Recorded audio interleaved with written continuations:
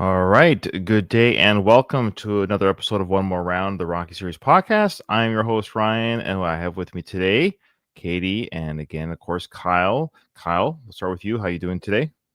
I'm great. I'm on vacation this week, so I don't have a care in the world. I think Oh, you and me both. man. I think we mentioned this last recording. Yeah, I took this week off as well. I've a mid-November break. Is it the Yeah. school break for your kids this week?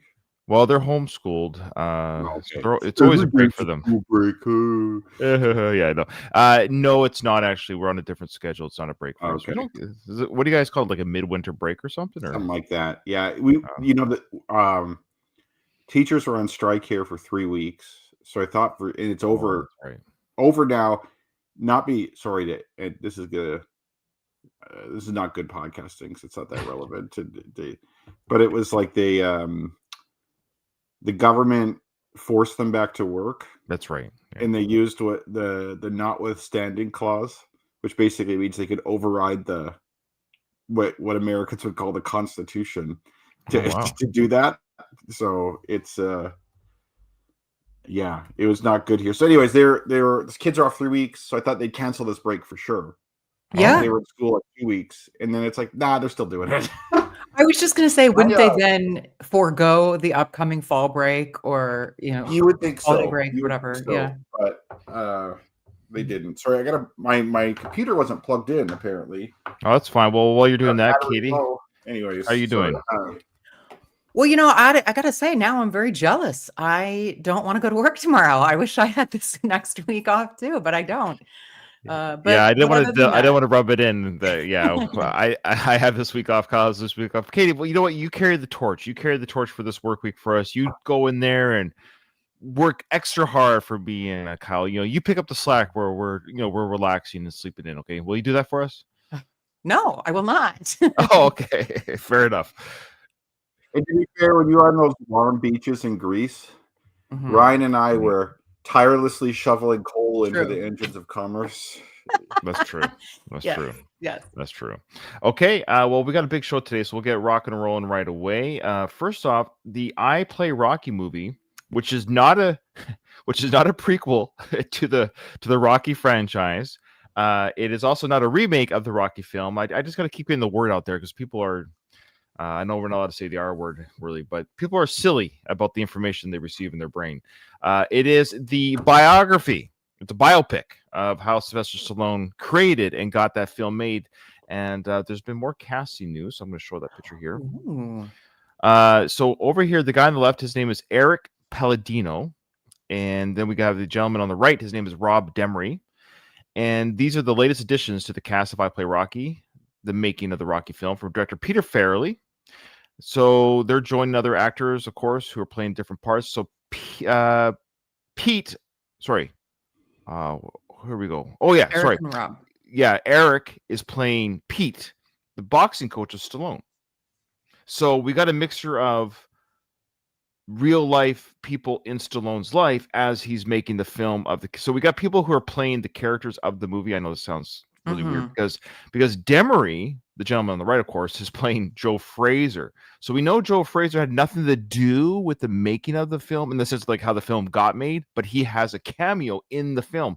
So I think we're going to be seeing. Yeah, it's kind of cool. We're actually literally seeing the film getting filmed. That's cool. Yeah, because they're going to show when Joe Fraser, like, how did he end up on set? Why did he end up on set? How did they get him to show up and do a hand wave to the Philly crowd with Sly and Carl Weathers in the ring? So that's kind of cool. You next, Joe. You next. Yeah, that's right. They're going to show that. So I think that's great that they've cast Joe Fraser. So we're really going to see, like, not just how the film got made, you know, the script being denied and Stallone begging for it, da-da-da. They're actually going to see some of the guerrilla style filmmaking, I bet. You know, the van going down the Italy alley or whatever. And I guarantee that piece of fruit's going to get shown. If they don't show that part, the fruit getting thrown at Sly's character, I don't know. We'll see. So there you go. There's more casting. Yeah, I see a couple of in the little write up there. Like J2. Some of these are pretty well known people. Yeah. J2 This is a real movie. Yeah. Matt Dillon, obviously. Yeah, Matt Dillon plays Frank Sr. Love it. Now, Frank Sr. only has one scene in the whole film, which is him ringing the bell. for the fight at ringside. But again, we're going to be seeing behind the scenes stuff. I wonder how Frank Senior will be portrayed. It'll be interesting to see how they portray him in the film. Well, 'Cause yeah, he's not he's a the main greatest guy. character and he's a main character in Sly's life. Not necessarily, you know what I Yes. mean? So yeah. Yeah. So I'm excited. I can't wait to watch this film, and I hope we get to do a review together. So Looking forward Uh, to it. yeah. Did you see any news about its potential release date? No, I don't know when it's being released or where, if it's streaming and or theater or both. Sometimes they do a combo. They'll do in theaters with streaming at the same. Who knows? I Stallone's a big name. Rocky's a big franchise. I can see this doing okay at the box office. And I don't think this is a highly expensive film to make. Like, there's no CGI or big action sequences. It's a drama. You know, there's no big action set pieces, stunt double work. You know what I mean? By like it's not. It probably can be done on the cheap. Ironically, the same way the first film was done. Yeah, like some of the more recent biopics of big stars, like the Elton John one, the Freddie Mercury one. Did those went to the theater, didn't they? They did, and they even you could argue have a bigger budget, one for the song content, Mm. and then the big CGI dance sequences. You know, the dream sequences with Elton John and things like that. So I don't think there's any of that here. So we'll see. Okay, exciting. Now we do have. Do you want to do voicemails? Actually, no. We'll do the emails first, Katie. We got some emails. We do. All right. Hello, Katie, Ryan, and Kyle. Thomas from Belfast here. Hope this finds you well. Just finished Rocky 5. You guys, plus the stand-ins, were fantastic as always. I know I've said this before, but this has been my favorite season with lots of laugh out loud moments, some sick jokes as well, I may add, which endears me to you guys even more. One of my favorite jokes was from the final episode with the Rocky Force Ghosts. Like the I forgot about that. Star Wars Force Ghost, the Jedi Force Ghost. I forgot about that. I started envisioning all the dead characters standing outside the Atomic Hoagie shop. Mickey, Polly, Adrian, Andy, Gazzo, the street singers around a blue ghost fire, all dead from cirrhosis of the liver, singing two kinds of love. Bill Baldwin's ghost turning around to Stu Nahan's ghost and saying, "This place is certainly packed with Rocky's people. I've never seen so many Italians in my whole life." Anyway, guys, I'm really looking forward to the Rocky Balboa episodes. My mission is to catch up before you guys finish. Stay safe and just keep punching. Oh, thanks, Thomas. And he sent another one, and thank you, Thomas. He sent it to my Twitter, so I sometimes I forget to check there. So we've got 2 from him that we're backlogged on. So he's got another one that he sent. Yes, 2 episodes into the Balboa season, and it's top notch. You guys are already having me cry laughing about the Rocky Polly alternative anniversary tour. My head went straight to the alley and Rocky turning to Polly and going, "Hey, Polly, remember that Thanksgiving where you threw the turkey into this alley and spoiled it for everyone?" Then the camera cuts to Rocky and Polly outside the gates of the Rocky 4 mansion saying, "Hey, remember when Adrian got doorstepped by the press and they spilled the beans about me fighting Drago?" The camera then cuts to the owner of the mansion looking out his window and saying, "There are those 2 Italians looking into my house again. Call the cops." Like the filming of it. They're You'll never get the smell of garlic out of this house. You'll never get it. He says, "I also think the name of the restaurant should have been Yo Adrian's." I like that. Actually. Yeah, in homage to the Rocky 2 victory speech. Anyway, can't wait for the next episode. Stay safe, guys. Keep up the great work and keep moving forward. Very nice. Thanks, Thomas. Thank you, Thomas. And I got some YouTube comments, I think, there. Okay. Eccentric Views. Ryan's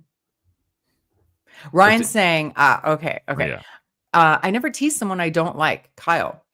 Is that why you don't tease me, Ryan? Ryan, yes. Kyle. Kyle, is that why it never happens? That was Eccentric Views. Gino, that was all he got from that episode. That was his takeaway. That's a good That roast. was his takeaway. Yeah. Thanks, Gino. We love Gino. Eccentric Views. Thanks, Gino. Our favorite Australian Italian. Yeah. Then we have one from Escape 5150. I might be completely off on this, but leading up to the release of Rocky Balboa, I remember reading that Adrian actually died around 1995, and Rocky opened the restaurant in tribute to her. Then when the movie starts, it's the 10-year anniversary of her death, and that's why it was more important and emotional when he was taking that memorial tour with Polly. Haha, I been totally wrong this whole time?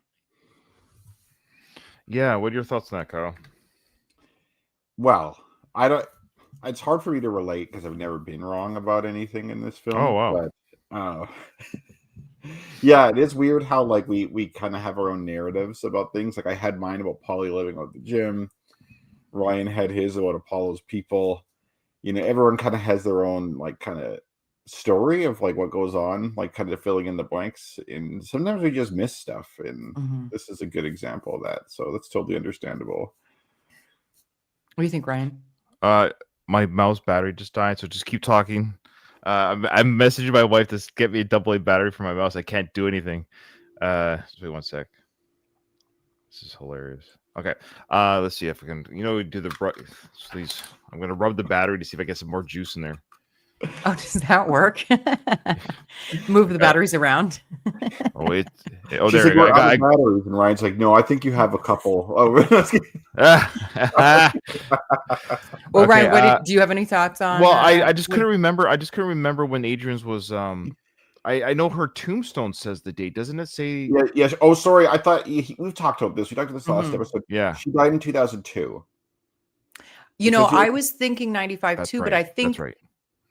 The restaurant was established in 95. That's where we were getting 95 so from. we know for sure Adrian started the restaurant, and we were talking in the episode about like whether it was like so Rocky themed when she started it. That's right. Yeah, took it over. He kind of had to reinvent that restaurant, so he's the draw for it.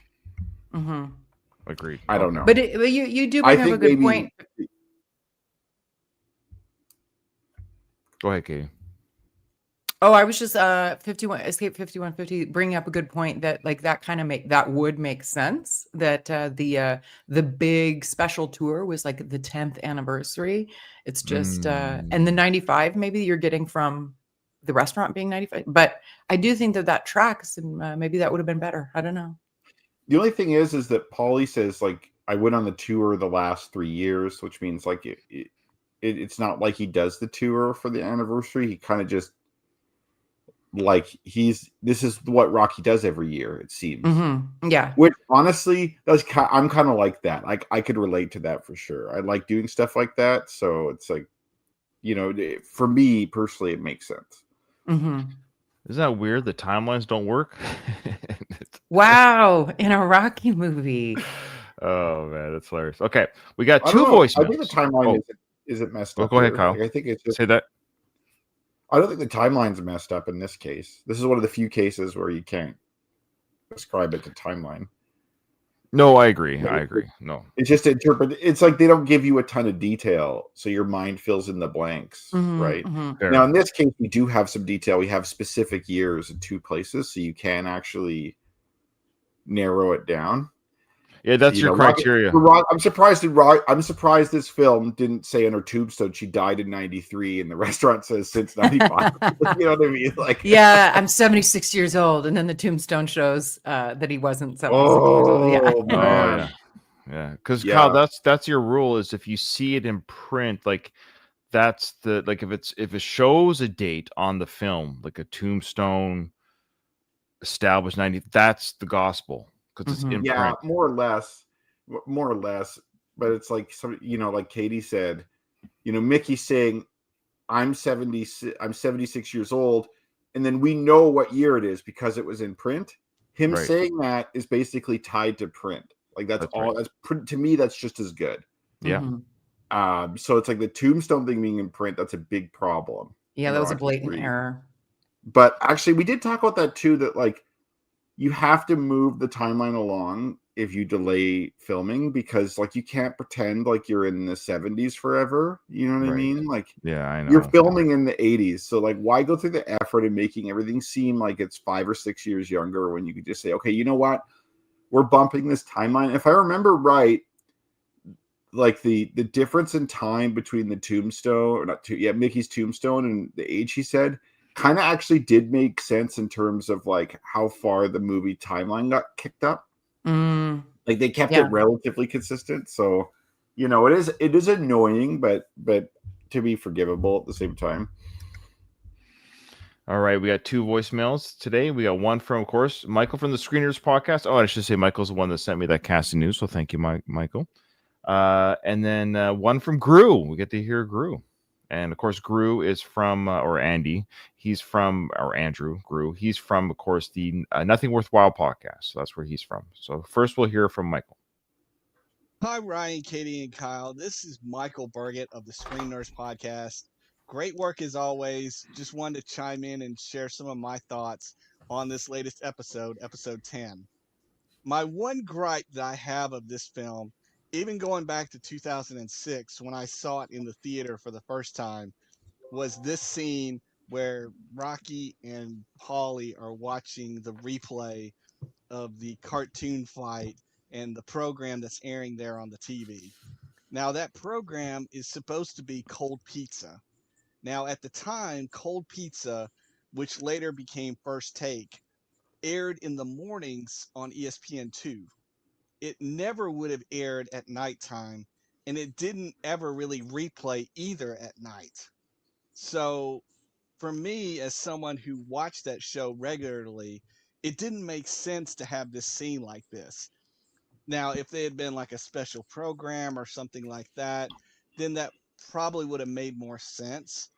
But for just trying to take this program that was a morning program and put it at nighttime, it didn't make sense to me as someone who is a big, huge sports fan that watched ESPN regularly. So for me, that was just always a gripe that I had with that film. Like the regular average moviegoer that was watching the film probably wouldn't have thought anything about that scene, but for me, that was always the one gripe I had. But Skip Bayless there, the one that made the pounded chicken line, that very much is like the real Skip Bayless. Like he would constantly say over the top things. He would have hot takes all the time. And he does that even to today. Like he still continually has hot takes that he will Hmm. have and share regularly. So that was definitely that performance that he gave was very much like the real Skip Bayless. Uh, Sly's last big role prior to this film was probably Copland in '97. He was in some lesser films like Driven in 2001, which I love that film, but I know it has its faults. And he also was the villain in the third Spy Kids film in 2003. But yeah, not anything else big per se until we get to Rocky Balboa. And it's earlier in the film when Rocky says the line about if you're in a place long enough, you become that place. To which then Paulie replies by saying, I ain't no talking building.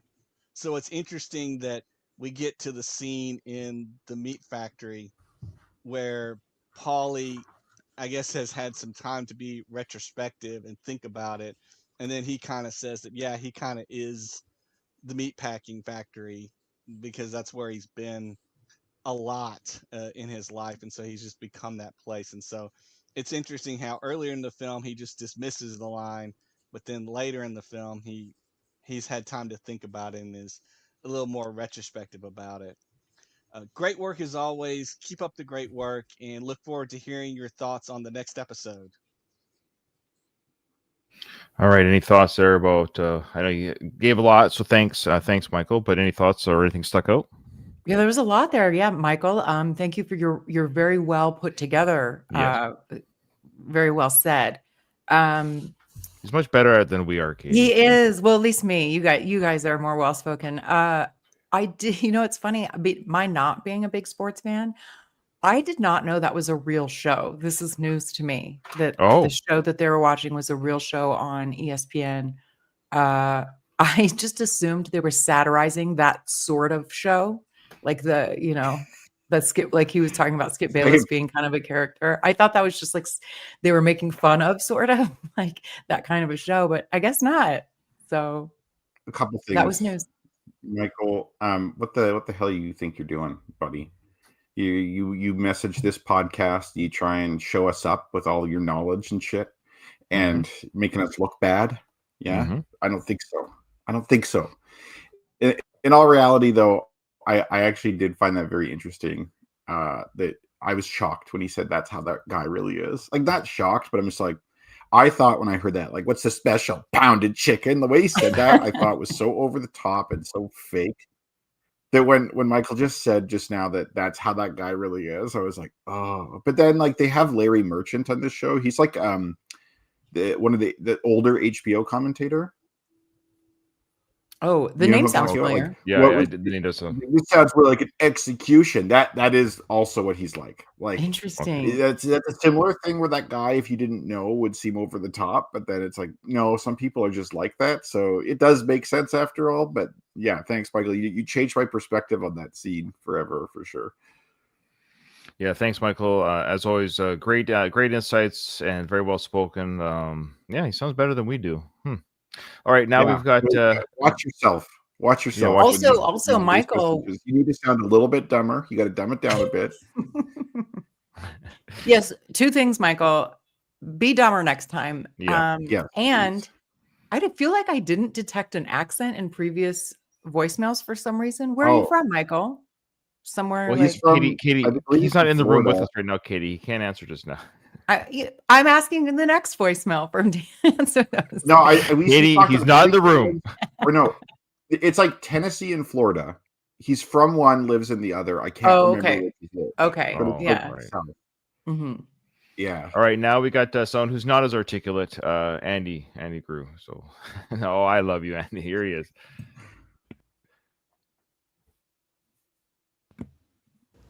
Hey guys, always a pleasure to be watching you guys talk about this movie. I love Rocky Balboa, love the theatrical version, and I love this one even more. And this cemetery scene is one of the reasons why. I think every extra scene in this thing from beginning to end, I love, with the exception of one, and I'll wait on that until the end.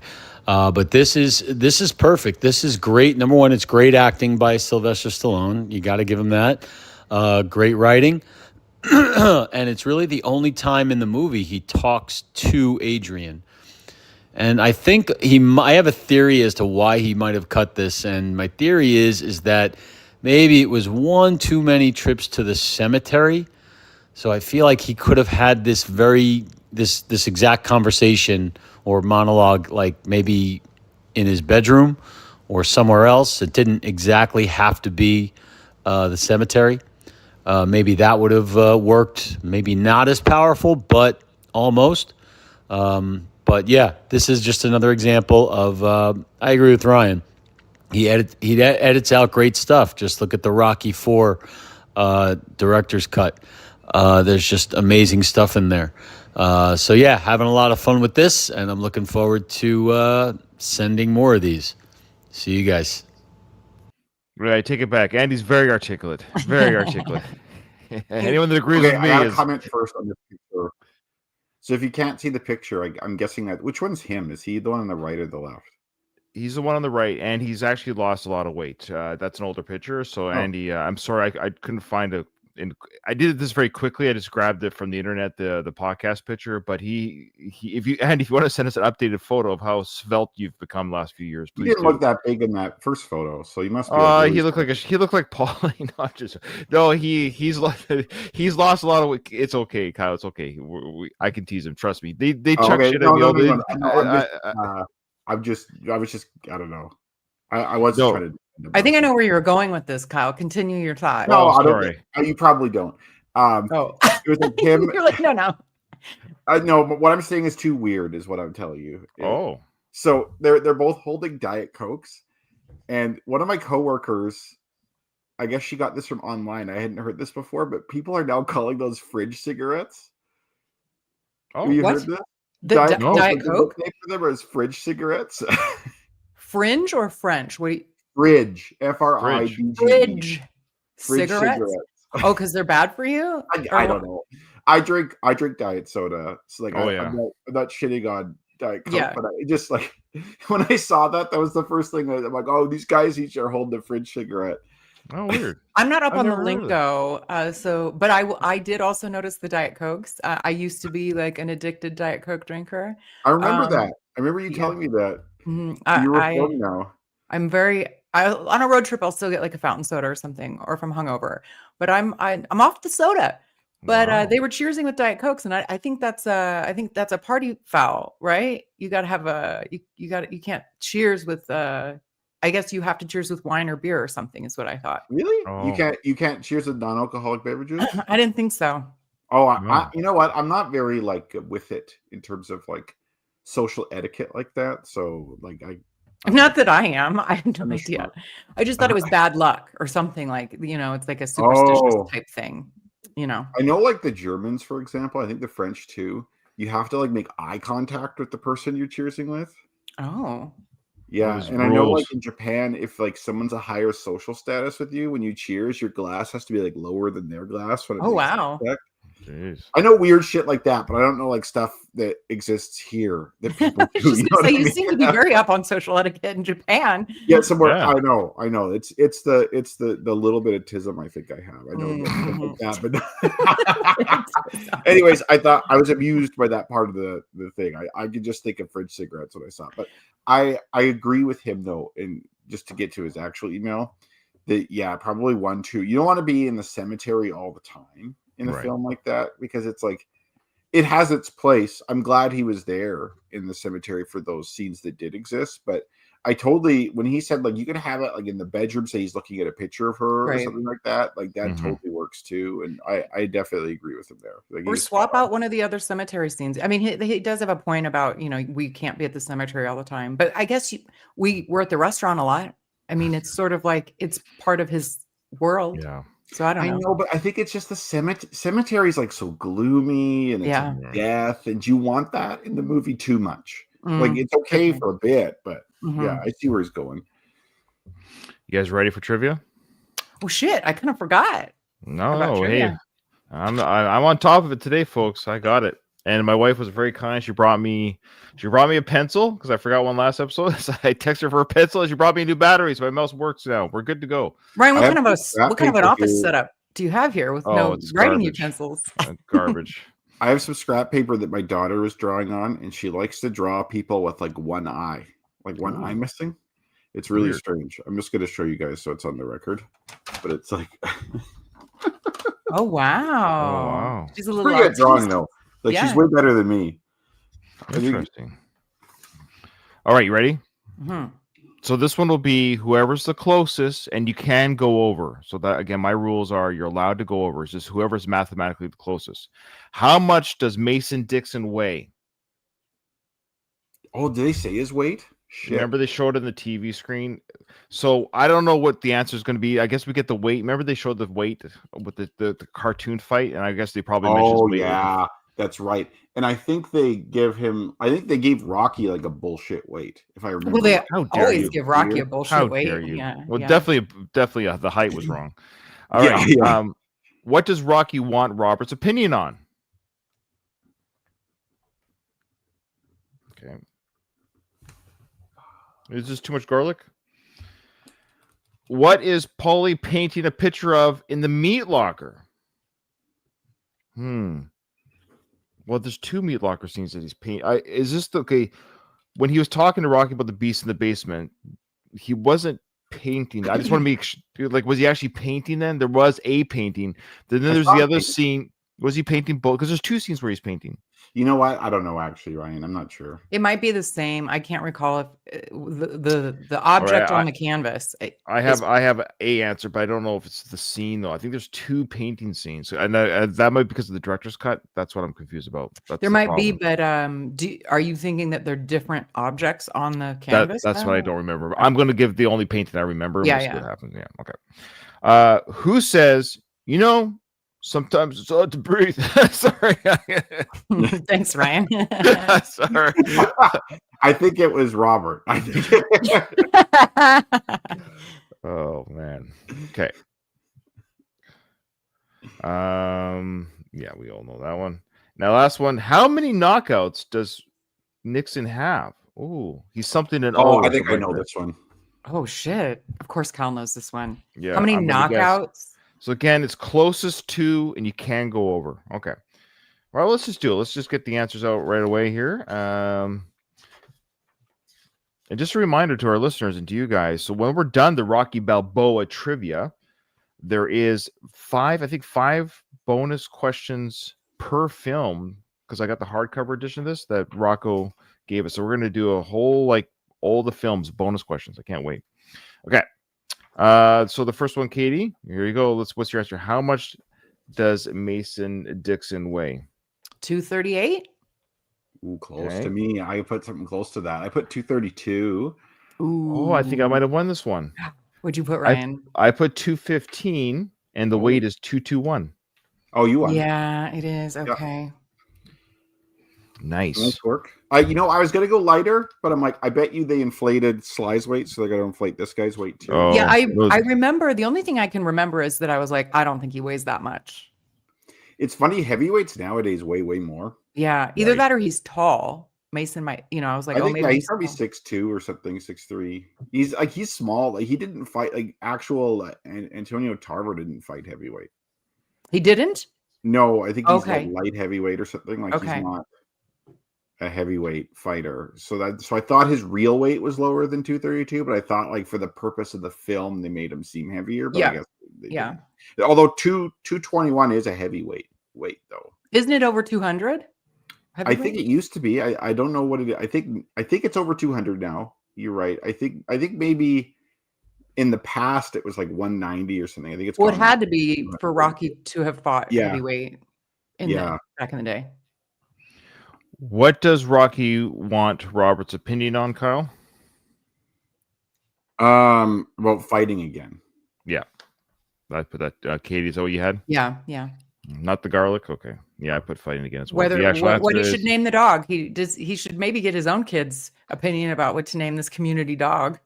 They're not at that level of relationship, Katie.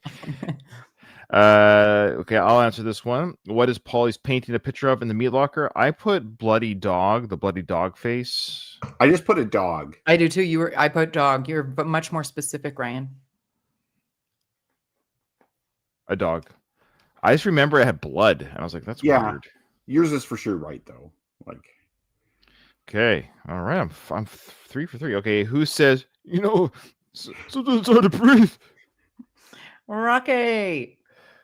It's not Robert's boss. He didn't say that. And now I'll give this to you, Katie. Again, you can go over. How many knockouts does Dixon have? I have no idea. I put 15. Okay, so I remember him saying, "I'm 33-0 with 30 knockouts." Shit. So what's your answer? 30. Yeah, you got to bang on. I put 32. So Kyle, you got bang on. He says it at the press conference. He's like, "I'm 33-0, 30 knockouts. I don't know what doing this shit." I don't know why I didn't think he had that many fights. He doesn't seem like someone who's a knockout puncher either. But then they say he's so dominant, so it does seem like he would be. Okay, so did each of us get 4 then? No, I only got 3. Okay, I got 4.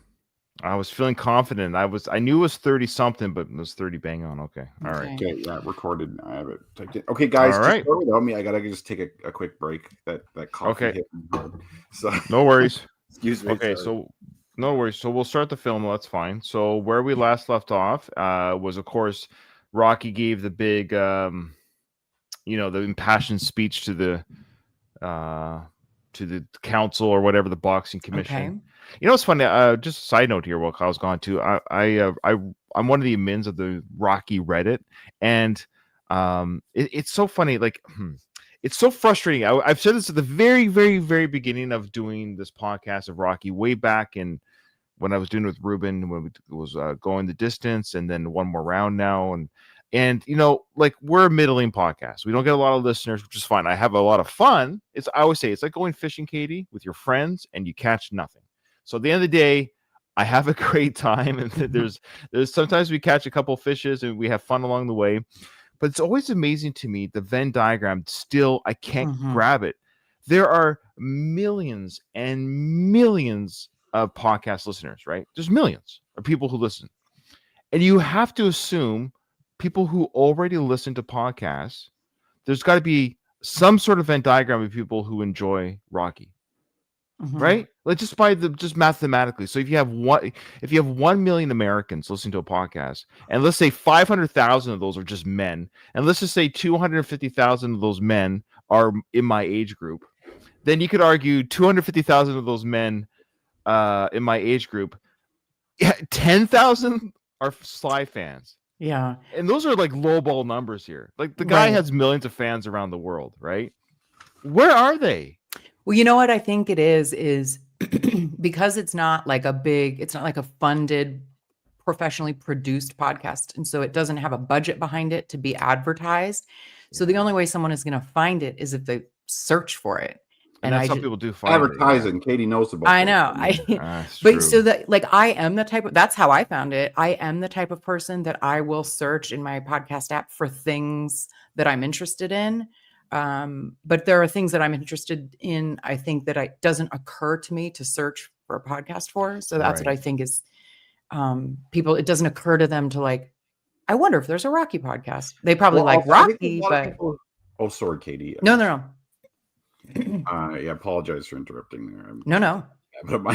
I think there's a lot of people who like the Rocky movies and are fans of the Rocky movies, but I think within that there's a fairly small subset that like it so much that they're actually got to, like Katie was saying, actually start. Yeah, I agree, but I'm in these other Facebook groups. Sorry, not stepping you, but I know what you're saying. But the fandom is vapid.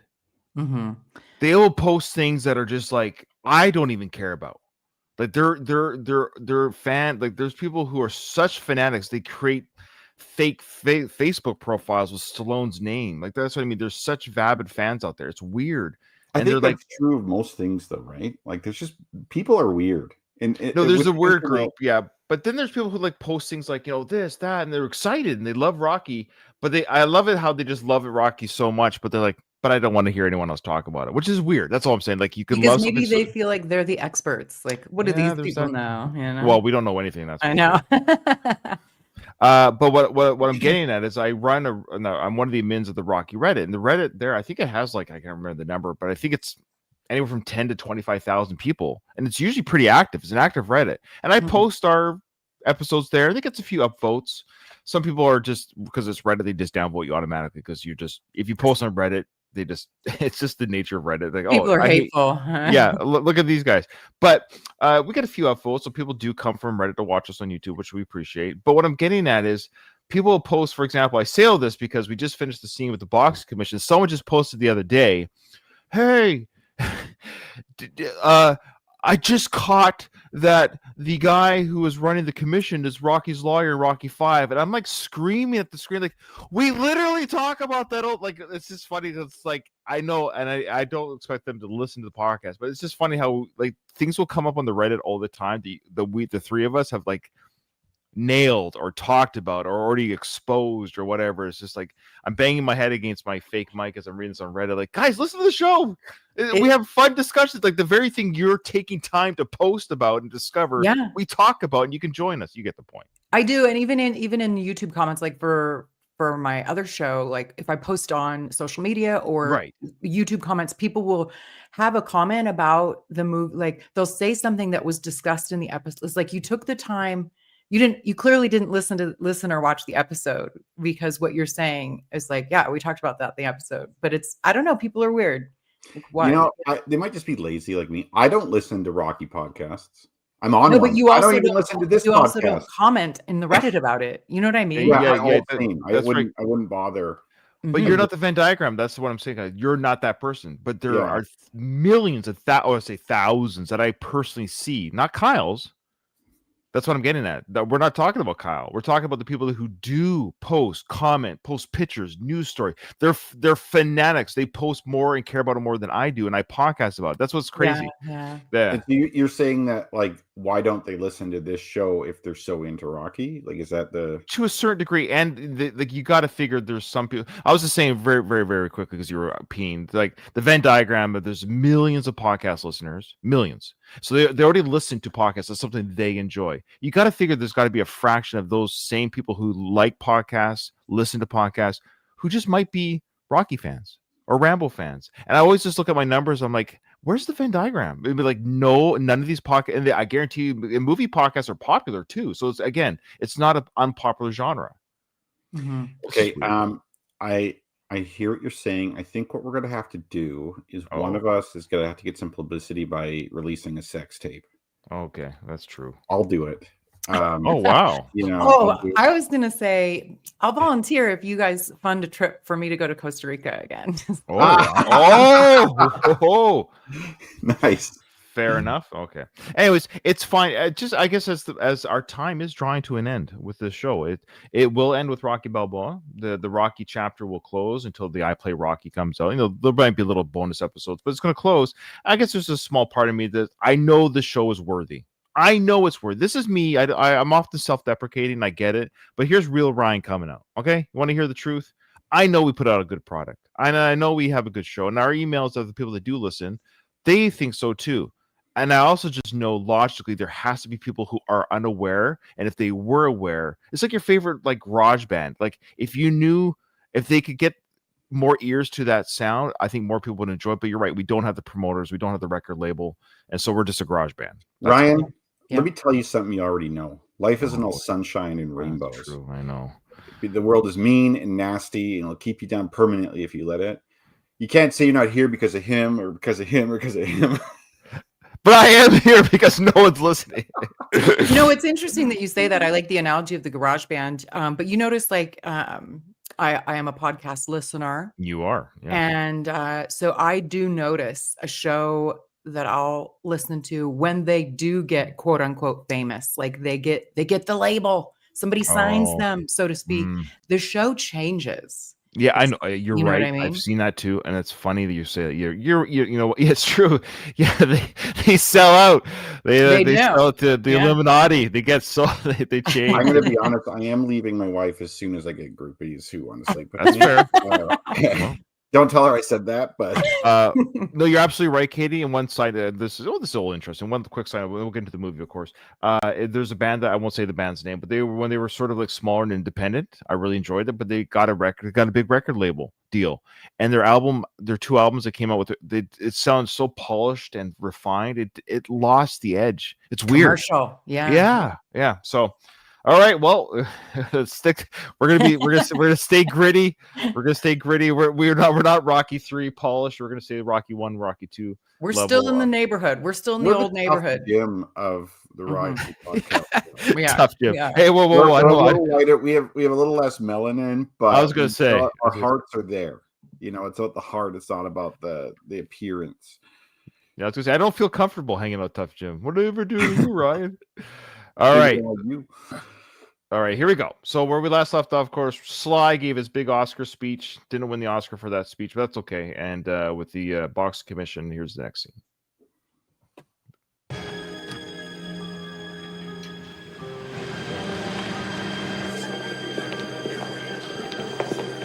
Yo, have you seen the paper today? Front row.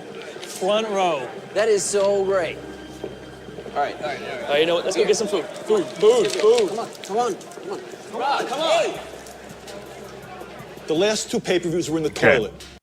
So I love it how it's kind of back in the day. We've mentioned this before, but there's no cell phones, really smartphones in the sense of like they gave him the paper. That's almost this is like the last few moments of the world's life where you could like. We read about this in the paper. Your dad is going to be fighting again, and they're like front row, thinking that like the son's going to score the front row tickets, and that's not it'd be like your friends being sons of Mike Tyson who's going back in the ring. You'd be like, hey, you can get front row tickets to watch Tyson fight again, right? That's probably the same idea. Yeah, for sure. Like those friends, they're not doing anything wrong. Like they're acting exactly how you think they would. Yeah, I do my think buddies. it's interesting. Yeah, for sure. Again, this relationship is wild. Robert learns about it via the headline in the paper. Meanwhile, we just saw his dad come to him, try to connect with him. Like, hey, I'm thinking about doing this. Mm-hmm. And if he got his certificate or whatever he passed, whatever license, I guess that's what he was trying to get, his boxing license. Wouldn't you maybe call your kid or text him and be like, hey, guess what? I did it. I did how it, much Robert. time has passed between that nighttime talk and the paper being printed? Got to be a few weeks. Like it probably takes like bureaucratically a while for them to evaluate your application, a while to get everything approved. Like they're probably not moving fast. So I thought that was interesting too. Is that like again, it's the timeline issues of Rock. Yeah, sure. He just talked to somebody. It almost feels like it's the next day. Like the paper's already hot in the press that Rock has announced he's going to do some club fighting or whatever. But it's like I guess this is just who Rocky is the worst communicator because Adrian finds out about him going to Russia via the news people coming to her house too. Like Rocky, call your wife, call your kid, give them a heads up. He's like, I'll collect. He knew he had a grandson. Like he brought it. Like, he's not. He's weird. Okay, so now we're in this like palatial, light-looking, very sterile. It almost looks like that is what I was going to describe it. I was waiting to say that it's it reminds me of his house. It reminds me. It's like this guy, almost kind of like the light's blue. It's like this weird blue kind of sterile like light. Like it's cold. Mm-hmm. It's uninviting, and it's weirdly clean. I guess sterile. Yeah, it sucks. It does not seem like. No posters, no motivation posters, no championship belts, no flags. It almost looks like a prison set. Boxing gyms have like country flags in them. Yeah. Mm-hmm. Okay, so now we're getting to the scene where the promoter, managers, whatever, is saying he's not making championship money. But we'll hear their spiel here. Nobody cares. You're not making heavyweight championship money. There's a bunch of nobodies out there, Mace. This is the bottom line. But I want to talk to you about something I think is an interesting opportunity. We should run with it. All right, look at me. You heard Rocky Balboa applied for a license and got one, yeah? Yeah, I heard he got a license. Forget about it. Hear me out. Hear what out? You want me to fight a guy that I can beat with both hands tied behind my back? Everybody knows you could beat the guy sitting down, but that's not what it's about. It's about making money.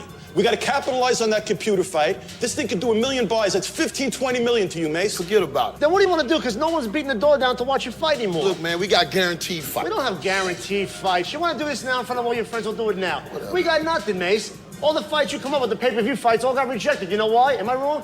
They're all bums out there. Nobody cares about them. There's no marquee value. But this Balboa thing is interesting. Because listen to me, it's a has-been, never gonna be world. And you want to call nostalgia, whatever the hell you want, but people can relate to that stuff. This is a no-lose for everybody. It's all good. Good for who? For you, not for me, for you. Excuse me, maybe you don't understand. People don't like you no more. They don't follow you no more. They're not supporting you anymore. Don't you understand that? I don't look at me like I'm messing with your legacy. Now, again, this isn't Mason. This is Sly writing to himself. Great point.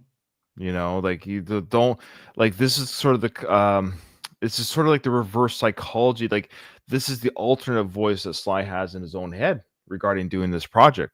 This is him saying to himself, like, don't mess up your legacy. You know, nobody cares about you anymore. You're straight to streaming, you're direct to video. No one's buying your tickets anymore. If you know, but at the same time, if you do this movie, people are going to come out. They're nostalgic. They love nostalgia. You know, they're going to get butts in the seat again. So it's kind of a combination of all the arguments Sly probably had him with himself or the movie company at the same time. And I guess to follow that, Mason represents the skepticism the general public would have, of course, seeing this. Like, why are we going to watch basically a senior citizen fight? Like, this is ridiculous. Yeah, and then, well, that's what I mean. That's probably Sly's reasoning too within himself. That's the wolves in him. That's the two wolves fighting him. There's a part of him that wants to prove to himself that he can still do this, that he still has a name, that he still has a legacy. But the other part of him is like, dude, just let it go. Like, just you don't want to embarrass yourself. And that's the argument his son is saying. Like, don't put yourself in the ring. You're going to embarrass yourself. You're old. This is be embarrassed. This film's embarrassing. The idea is embarrassing. I think it's fantastic. I think it's the one greatest thing about this film. But it's almost too on the nose, which is fine. Yeah. But it's the whole movie is Sly's Rocky / film franchise legacy. This and the movie rides on that. You know, he puts his hope in it. He wins. It turns out it's critically, it was received very well. Financially, did very well. Like fans all seem to enjoy it. So it worked on every level, but it was a risk. You know, I have to say too that Sly's writing's quite good. Like I liked it in the first film. I like how he wrote that on how Rocky got a chance. That basically no one wanted to fight Apollo Creed on like 6 weeks notice, and like, you know, finding a novelty, like something with marquee value, like that was very smart. Like that's very creative. And I think like showing this computer fight and showing how no one likes him and how we got to capitalize on this moment, like to me, I'm like, those guys saying that, like their kind of business sense for this is spot on. Well, that's And what they obviously- do. Yeah, they Yeah. are trying to make money. Yeah. Yeah, I think he wrote that well. Like it's not like, oh, this is so stupid. Like you could see something like this happening, and we've seen it now. Like someone Mike like Tyson. going back, Mhm. like this is something that happens now, which it didn't really happen so much in 2005 or 2006. Mhm. Like even when George Foreman came back, he was like my age. So it's Oh, not wow. like Okay. yeah, Yeah. like, well, I think he was older than me when he got the title, but when he first came back, he was like early 40s. That's wild. Yeah, you guys are bringing up really good points, and really stood out to me listening to this little monologue. Is this the AJ Benza guy? Yes. Yeah. He delivered that very well, and Mhm. you could the Italianness came out, but the Mhm. words, the phrasing, it was sly. Like that's Mhm. very like I don't know if that was like on purpose or if he just can't help it. Like it was so clear that that's Sly's writing. Mm. Like it almost too much. I was like, oh, he's saying the exact words and the exact phrases. But Sure. these movies always mirror Sly's life in real life, and this one is no exception. I think too, like it's interesting how this guy's talking to Mason Dixon. Like he's not a yes man. It seems like Dixon has a bunch of yes men. Like, he has his cronies around him and stuff. Mm. This guy is talking to him like he's in charge. Like he's not one of just Dixon's little cronies. He's like, no one fucking likes you.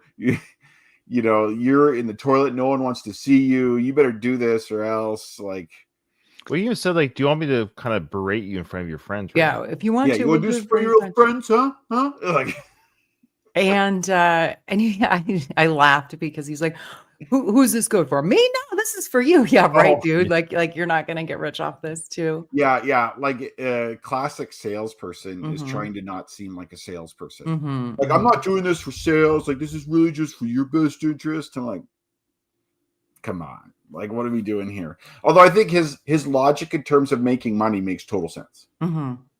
Now, reputational wise, like, there isn't a no-lose situation.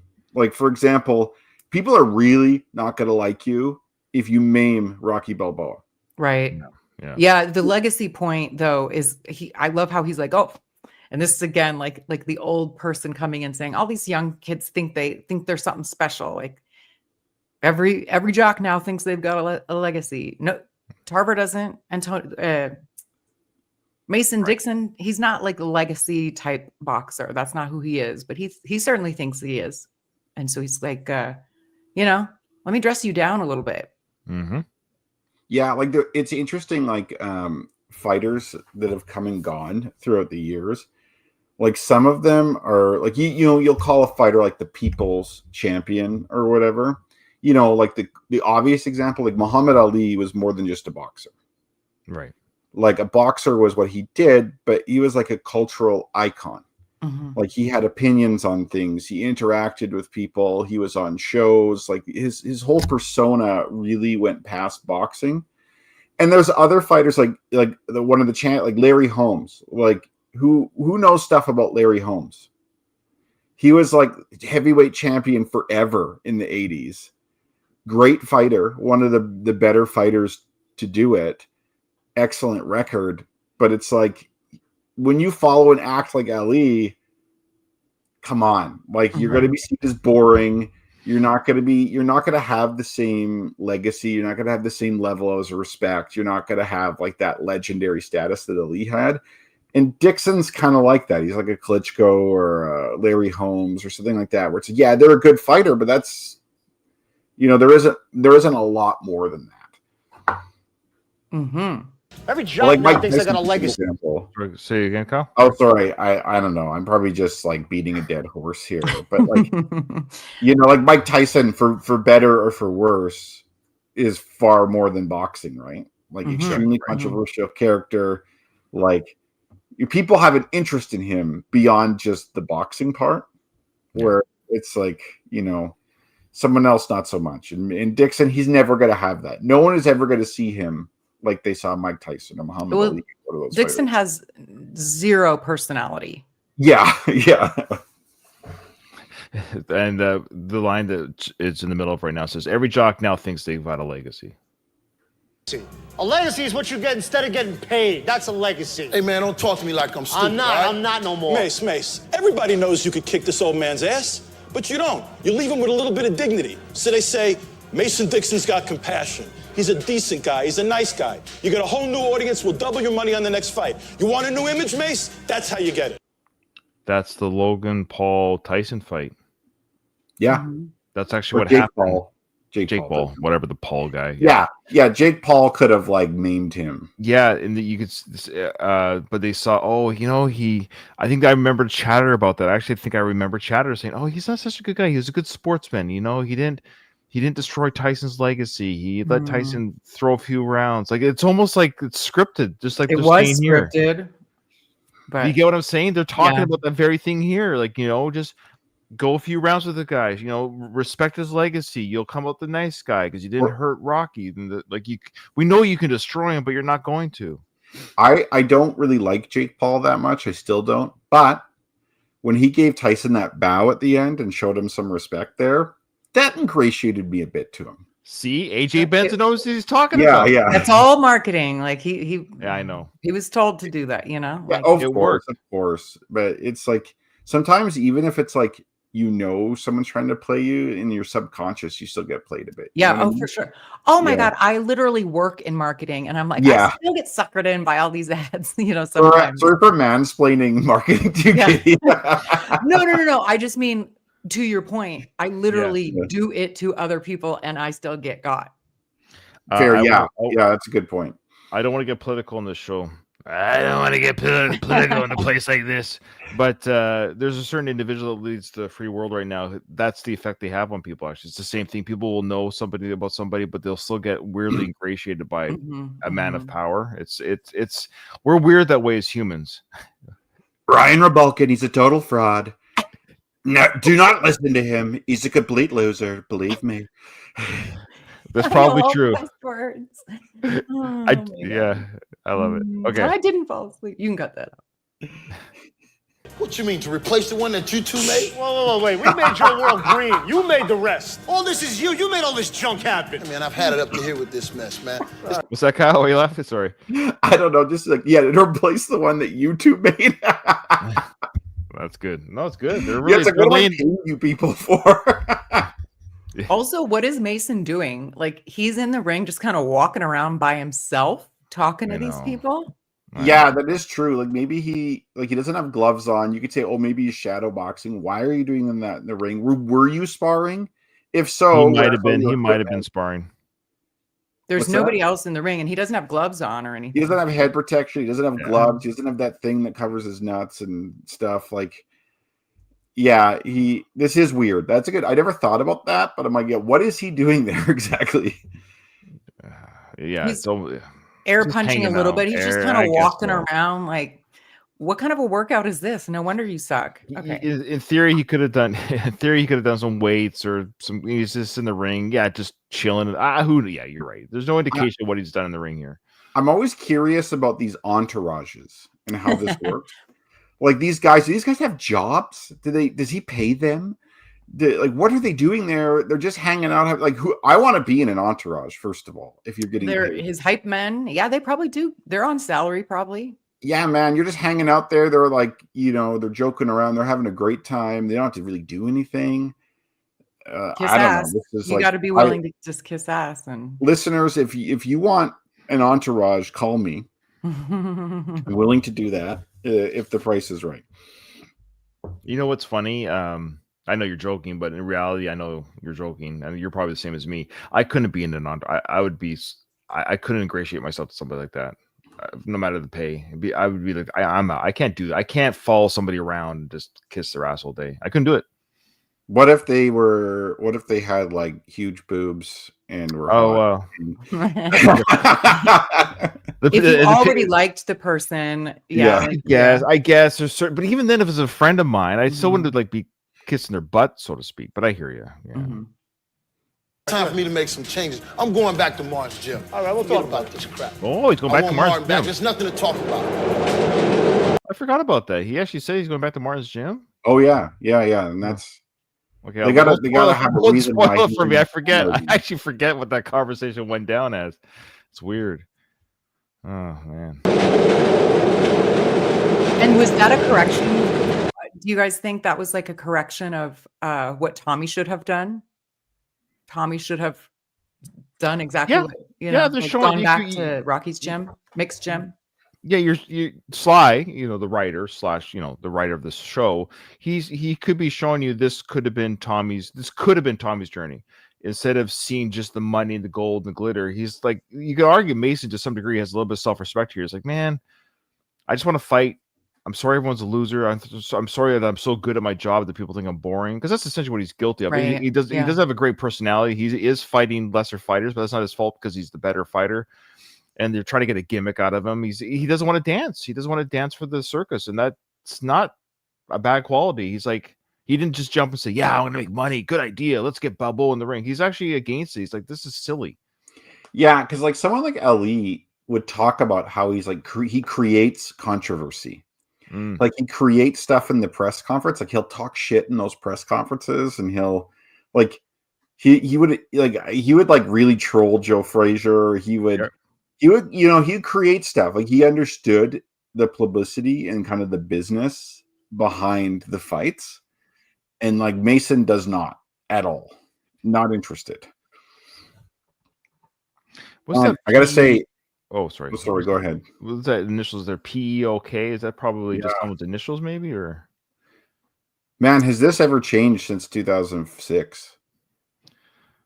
Now that's a real burnt out apartment on the right. That's real? Like they didn't. Yeah. Well, it's real. It's not there anymore. Like that PEOK doesn't look like that. That burnt out thing next to it doesn't look like that. It looks like just like a normal street now.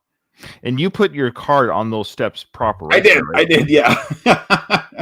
That's We'll awesome. leave this on the steps. This shot, I feel like we've seen, maybe it's just been because it's been dark, but boy, this shot really shows you. I guess I didn't real like Marie.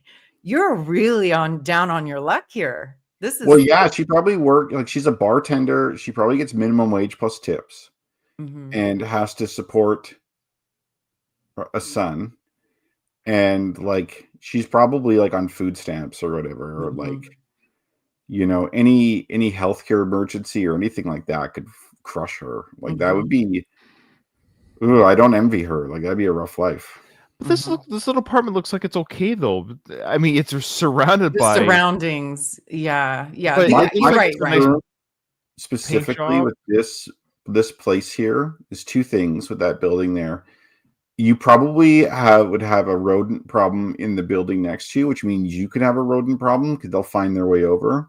Ugh. And also, like, I wouldn't be surprised if people like start doing drugs or whatever, squatting it's like or a whatever den, in like the a building. Like, I'd den. be pretty concerned on multiple levels about living there. But you're right, though. The actual unit there looks good. It actually really hasn't changed. I think it's a different color now, but it's like it looks pretty much the same as now as it did then. That's someone's house in real life right now at this film. Like they didn't just build this. Like someone lives there right now during this filming, I presume. So somebody actually, a real person lives there.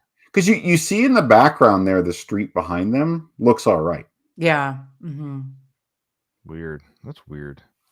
What a claim to fame. Yeah. Really. Yeah. To your point, I live there now.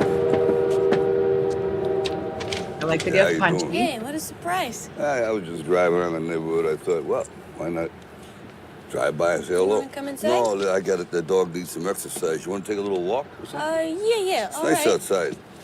You want to come inside? I mean, Rocky, you could have put the dog in a different room. No, she's but not all right. gone. She's gone, but she's not gone. You know. All right, Punchy, you play in this abandoned building. I have to hang out with little Marie for about 15 minutes, and then. It's just so funny. It's like, you want to go for a little walk? We've talked about this, of course. You want to go for a walk? The dog needs exercise. Let's just go stand in the middle of the street. There you go. Right? Nice and brisk. When'd you get a dog? We picked up Punchy a couple of days back. Punchy. Yeah. You named your dog Punchy? Well, actually, your kid come up with a name. Oh, yeah? Yeah. I think that's disrespectful. Oh, no, it's fine, really. No, it's easy to remember, and it's all that, and, Listen, what do you think about coming over to the restaurant? What for? Well, for work. The hostess is going to be having a kid. You do good. I don't know. Oh, I'm telling you, you do good. You do so good. I appreciate what you're doing for my kid, but I can't. Hey, listen, I think you'd like it a lot. It's a nice environment. It's very pleasant. Can we drop it? Oof. Thoughts? They're about to go into the scene where she doesn't think she's good enough or pretty enough. And again, it's a weird, that angle in this movie is a little odd given the actress who plays her is actually attractive. I know. Yeah, but it's like there's a lot of attractive people that don't think highly of themselves. But you're right, but it's weird for her to say, "Oh, come on, I'm going to be the face of the," like, even if you have low self-esteem, a person that's attractive might have low self-esteem, but you can still recognize that you're not a troll. I don't know about that. I think Really? some people genuinely believe they do not look good when in fact they do. Okay. And that's what we say. That is a good catch. Someone with low Yeah. self-esteem that's hot. There you go. Well, no, Yeah. I'm gonna edit that slightly. I'm just I teasing don't, you a ne- little bit. I of don't course, but- necessarily want the person to have low self-esteem, but a person that's hot that doesn't know they're hot. That's what You I know what I mean, because mean? then Yeah. they'll see me and they'll be like, "Oh wow, Yeah. Ryan's way out of my league." And I'm like, "Yeah, I know. Sometimes I gotta go to the bottom of the dregs to date you, but so be it. So be it." It's like someone who used to be overweight and they lose. Yeah, they that's a still real thing too. Yeah, they Yeah. don't see themselves as the thinner person. Yeah, for sure. I would say too in this case, I think there might be a concern if you're Marie that you're being pitied. That's what Mhm. I was leaning towards as well, because she says, "Can we drop it?" There's a little bit of Rocky, and this is normal. He's old school. He wants to help. He's saving her, white knighting a little bit. He sees where she lives. He knows she works at the Andy's bar or whatever. She deals with the dregs society. That he's like, my place is nicer customers. It's a safer environment. Mhm. He's trying to protect her, give her, and so she might also just be embarrassed that this happened in her point of life. Like, oh my gosh, I can't believe I got another man trying to save me, or a man trying to Yeah. save. It's all these conflicting emotions, probably. True. You guys are right, and that is kind of what is happening here. But the reason she gives for she could just be like, "Hey, I don't need your pity," but she says, Yeah, yeah. but that's not what she says. Let's see what she says. What's bothering you? Nothing. It's all right. Listen, I gotta get back. No, it ain't all right. Oh, come on. What? What, I'm supposed to be the first person people see when they walk in? Yeah, you just Yeah, get on a menu, you're right. you say, hello, how Right. are you? You sit people down. Look, little Marie, if I can do it, anybody can do it. You could find 10 better people, 100 better people for this job. Give it a try, like 2 weeks. I don't want to try. Yo, who put this stuff in your head? Nobody. Well, just don't get in there by itself. Father, ex-boyfriend, probably a bit of both. Saying you're not pretty. He kind of recognizes with Adrian, right? Adrian was the same way. Mhm. Yeah, or like say that Jamaican, the European, sorry, that she Yeah. had the kid with left. See, you feel like rejected. You might blame yourself to some degree, like, oh, I wasn't good enough. That's why they left me, even though that's not true.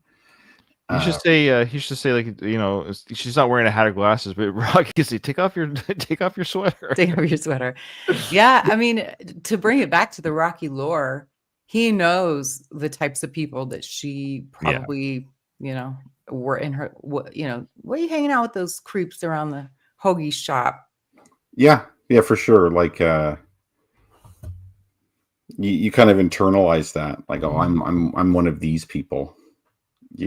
And those guys are probably interested in her for one thing, and then they do that and then move on. And maybe mom and dad weren't very encouraging of you. Like maybe you had a mother that was always giving you a hard time, being like, oh, you look like this or that or what, you know what I mean? Like I don't know. I find low self-esteem and insecurity is like rife, like it's everywhere. I think everyone has that to a degree. I don't think there's anyone who's perfectly secure, but I see that all, especially online. People are like incredibly insecure. Mm-hmm. I'm totally secure. I don't know what you're talking about.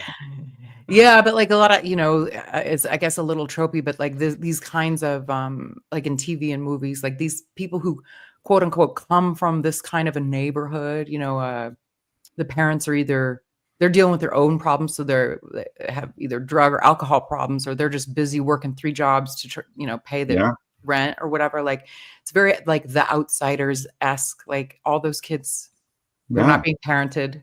Like she was hanging around, at midnight on some random day as a 12-year-old on the corner. So. Yeah, exactly. Like, we're mom and dad. Maybe dad was at Andy's and our mom was working at my yeah. Or like maybe he didn't want to go home because like your dad's a drunk and yeah. It's funny if when they're done this talk, she goes to the steps. Yo, Rock. Yo, you love me? Screw you, creepo. Holy smokes, that'd be horrible. I also want to comment how white this woman is. Like she's a real Irish person, like because she's from Northern Ireland. They do not get a lot of sun over there, obviously. Like that woman is pale. Yeah. She does say thanks for coming by, though, so that's nice. Yo, when was the last time you went dancing? Has it been a while? Why are you asking me that? Wow, I'm asking because you danced around all these problems. You might as well come and dance with me. Now, I ain't that good, but, I'm probably better than the average bear. And where that came from, I don't know. I agree, Sly. Where did that whole thing come from? Well, also, is he like asking her to go dance? Is he literally asking her to go dancing with him? No, he's using a silly metaphor about her skirting the issues and dancing around her problems. So it's a metaphor for, but come dancing with me. But it's a little flirty, you know what I mean? Yeah. Why don't you come dance with me? Yeah. When's the last time you had coitus? Why don't you come F me? Yeah, when you come F me, like, why are you effing around with me? You know how people hate the word moist? I don't hate the word moist, but I hate the word coitus. I find that it's so really. Yeah, I coitus makes me moist. I don't know what you're talking about. Makes you moist, Ryan? Are you a trans dude or something? Hey, I got orifices that can get moist. Okay, you know what? This Crazy.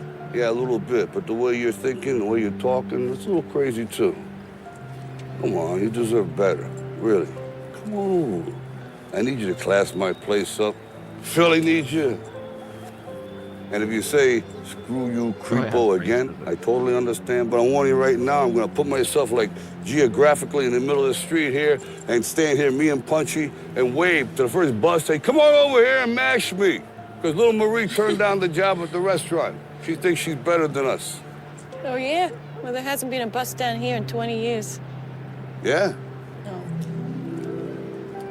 Whew. That was a close call. Listen, seriously.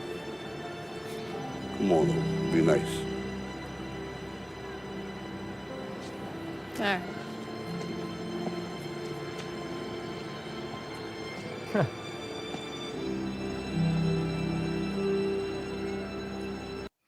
I wish I could get a better paying job that easily. I know. Yeah, they're like begging you to take a better job. Please take this better job.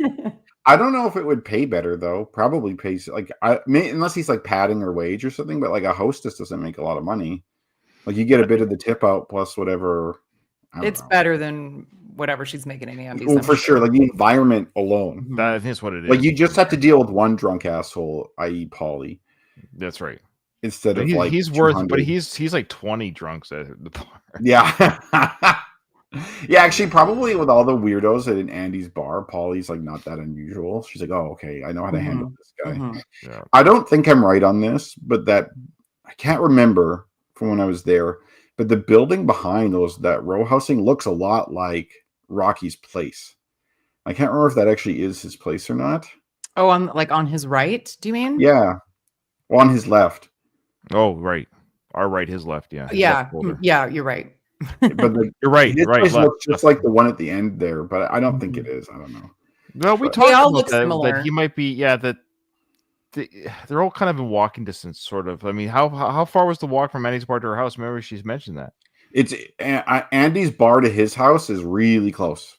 No, she said in the movie though. It's about 8 blocks. Doesn't she say 8 blocks or something like that? Yeah.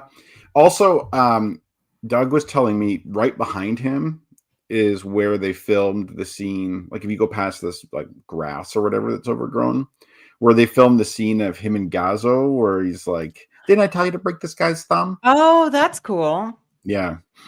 Doug did a great job on that tour. Number Yeah, one Doug, tour. I think he started his own rival Rocky Tour business. Yeah, I would love to see that. He certainly has the right physique to play an older Sly too. Yeah, exactly.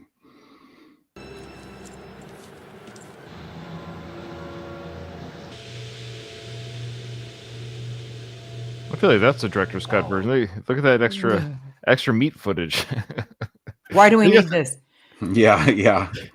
Also, so what's the story? I didn't realize that slaughterhouses, I guess, so they run 24/7. Polly works a night shift. Yeah, it's weird. I don't know how they run either, to be honest with you. Yeah, I could see like maybe the night shift because like I imagine a slaughterhouse should require a lot of cleaning. It should. That's true. Yeah. So it's remember Rocky was shoveling the cleaning? Yeah.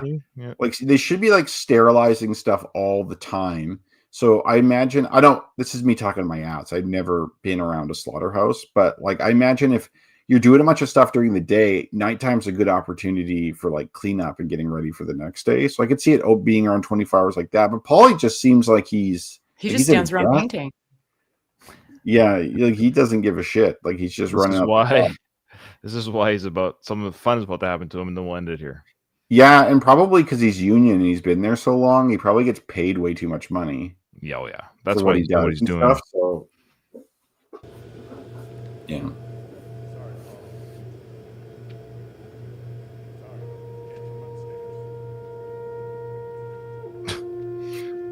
It requires 2 of them. But that's a weird thing to include. What do you think that's about? Well, that worker guy there, you see him jump away, kind of scared that Paulie was going to punch him or something. Oh, I just thought he was like giddily following the boss. No, he was startled. Well, I think he kind of tripped over that pallet there. Oh, I thought he was like, "Oh, don't hit me, Paulie," because remember he got mad at him earlier. Let's rewind. I'm pretty sure he stumbled and they just kept it in. But I do see him as like the little lackey who's following around that guy. Why is he stuck up? Well, this is the one he kind of insulted about immigration or whatever. I think this is the same character. So he's getting laid off by, I think this black gentleman is the son of the one that let Rocky go in Rocky 2. Yeah. He's got the red hat. So you better listen to him. Which is weird. See, he hops back. But you see, his foot stumbled on that pallet. No, he jumps. There's nothing there. Oh, I see. Yeah, I don't. Let me look. I see the pallet now, Kyle. I'll now look at the pallet. It looks like he does a hop, like he does a hop step, like it was intentional. One more because he looks at real close this time. I'm watching. It could be a combination of the two things. I do think it's intentional, but I didn't see it as him being scared of Paulie. That's interesting. But what would the action be then? I think he's I know. Giddily jumping. He's like. See, he just like kind of skips. Okay, this is what I think what happened is he was making eye contact with Paulie because he was scared of him. Okay. He didn't, and then he's walking in his right foot. He didn't realize that pallet was in the way, so his foot brushes up against that pallet, and he has to like move over like that. It does a little bit of that, sure. I think the intent was, the direction was, you're not comfortable around Paulie. You're a little bit scared of him. Yes, yeah, I agree. Because it's like what I get when I feel like I'm really sensitive to feeling like I'm being watched. Like I'm not good at I'll be good at sports and practice, but then like when there's a game and everyone's watching me, I'm like I play way worse. Or like if I feel like I'm being watched, or like say if I'm like younger guy and I'm like, ooh, are girls looking at me or whatever, I'll like lose sense of my surroundings and like when I'm walking through a door, I'll bump into the door. Yeah, that kind or something like that. You know what I mean? And so I feel like he feels nervous that like there's a potential confrontation with Paulie, and he loses a sense of where he is, and then he's like running into that pallet a bit, and he has to like shift over to like get out of the way, and That's my take on that. But maybe I'm just. I think. I always just think he was scared because he's been confrontational with Paulie. They've had issues. They don't like each other. He's scared of Paulie. Paulie can be kind of a scary person if you're a younger employee. You got this guy's been around forever. No question, Paulie's a prick to that guy. No, there's just like you could not change my mind on that. No. All right. Well, this has been a very, very fun discussion. We'd like to thank everyone who's watching us. Again, at this time, this recording, I'm slowly but surely getting the audio feed caught up. The goal is by Christmas, or at the very least by the time the show ends. But with that, Kyle, this episode is over. I didn't hear no bell.